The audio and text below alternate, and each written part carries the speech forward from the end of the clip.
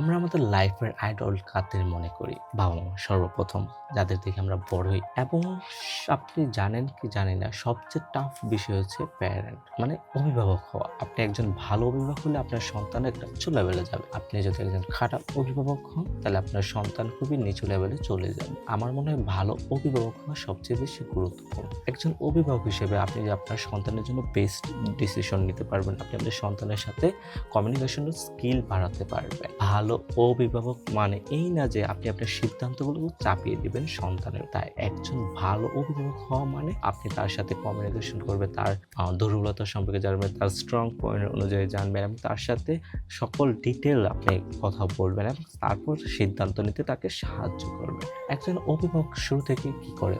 যখন তার একজন সন্তান জন্ম নেয়, তখন অভিভাবকের মধ্যে বিভিন্ন পরিবর্তন আসে। একে তো তারা আগে টাইমলি ঘুমাইতো এবং সন্তান হওয়ার পর তাদের ঘুমের কোনো লিমিটেশন নেই। রাতে জেগে থাকা, সন্তানকে যত্ন করে, এগুলো তাদের মধ্যে ন্যাচারালি এগুলো কাজগুলো মানে তাদের সন্তানকে বাঁচিয়ে রাখতে হবে এবং তাকে যত্ন করে লালন পালন করতে হবে এবং তাদের মধ্যে তখন একটা মাইন্ডসেটই পরিবর্তন হয়ে যায় আর কিভাবে সন্তানকে বড় করবে এবং তাদের সঠিক একটা গাইডলাইন দিবে এবং তাদের জীবনে সফলতার দিক দিয়ে তা কিভাবে আরো এগিয়ে নিয়ে যেতে থাকে। তখন তাদের চিন্তাগুলি থাকে এরকম। একজন ভালো অভিভাবক প্রথমে চিন্তা করে তাদের সন্তানের সেফ, মানে সন্তান যদি বিপদে বা কোনো যদি হয়েছে তাদের সন্তানের যাতে কোনো সমস্যা নেই সেটা প্রথম তাদের প্যারেন্টরা আগে চিন্তা করে, মানে ব্যাংক ব্যালেন্স এগুলো তাকে একটা সেফ বা সন্তানের নামে একটা ব্যাংক অ্যাকাউন্ট খুলে এগুলো তাদের প্রথম মাথায় আসে এবং সব বাবা মাই চায় তাদের সন্তানকে ভালোবেসে সর্বোচ্চটা দিয়ে যাতে চায় সামর্থ্যের ভিতর তাকে এনে দেওয়ার চেষ্টা করে এবং ভালো প্যারেন্ট মানে সাপোর্ট করে এবং ভুলটাকে ধরিয়ে দেওয়া, মানে সে একটা কাজ করতে চাইতেছে আপনি তাকে সাপোর্ট করবেন, পারুক না পারুক এটা পরের ব্যাপার। আপনি যদি প্রথমে তাকে বাধা দেন তাহলে তার মাইন্ডসেটই অন্যরকম হয়ে যাবে এবং সে আপনার থেকে কথা লুকাবে এবং কোনো কিছু আপনার সাথে শেয়ার করতে চাইবেন। সেই কারণে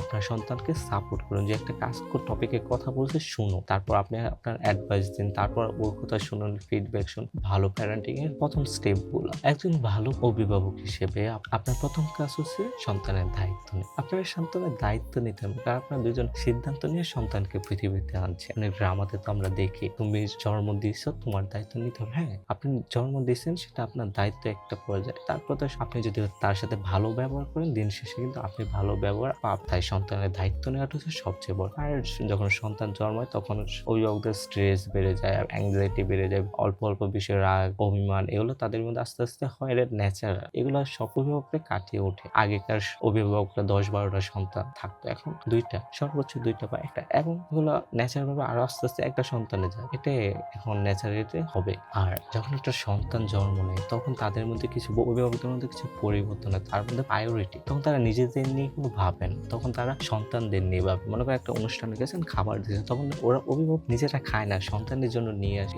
এবং আপনি যখন খাবার টেবিলে বসবেন তখন আপনার সবচেয়ে বড় দায়িত্ব হচ্ছে সমান ভাগে ভাগ করে দেওয়া খাবারগুলো। তাহলে আপনার সন্তান কিন্তু ওইটাই শিখতে আসছে। আমাদের ফ্যামিলি থেকে হয় যখন একটা ভালো রান্না করে মারা খায়, সন্তানদের বাবার এগুলো দেয় এবং বাচ্চা কিন্তু এটাই শিখতেছে এবং আপনার মেয়ে কিন্তু এটাই শিখতেছে। দিন শেষে আপনার মেয়ে কিন্তু অন্যের বাড়ি থেকে নিজে খাবেন, আপনার সন্তানদের দিয়ে দেবে। আমার এই টপিকটা খুবই খারাপ লাগে। কেন? আপনি আপনার সন্তানের খাবার 4 জনে বসেন এবং 4 জনের সমান ভাগ করে খান, এটার মধ্যে আপনার সন্তান কিন্তু শিখতেছে কিভাবে সবার মধ্যে ভাগ করতে হয়। খাবারের প্রায়োরিটি সবারই খাবার অধিকার আছে সেটা আপনার সন্তান জানতেছে। রান্না হচ্ছে তুমি বেশি খাবে সেটা না। আর এখানে সবচেয়ে একটা পয়েন্ট স্ট্রং করেছে ইমোশনাল। আপনি তখন আপনার সন্তানের প্রতি ইমোশনাল হয়ে যাবে এবং আপনার সন্তানের ছোট একটা ব্যথা বা আঘাত পেলে আপনি তখন আপনার মাথায় তখন ঠিক থাকবে না কিভাবে তাকে রক্ষা করবেন, কিভাবে তাকে বাঁচাবেন। এগুলো তখন আমার ব্রেনে কাজ করতে থাকে। এগুলো আমাদের হিউম্যান নেচারের মধ্যে পড়ে। এখন আসি কিভাবে একজন আপনি সেরা অভিভাবক হবে। তার সবচেয়ে গুরুত্বপূর্ণ পয়েন্ট হচ্ছে আপনার আন্ডারস্ট্যান্ড। আপনি আপনার সন্তানকে বুঝতে হবে, তার সাথে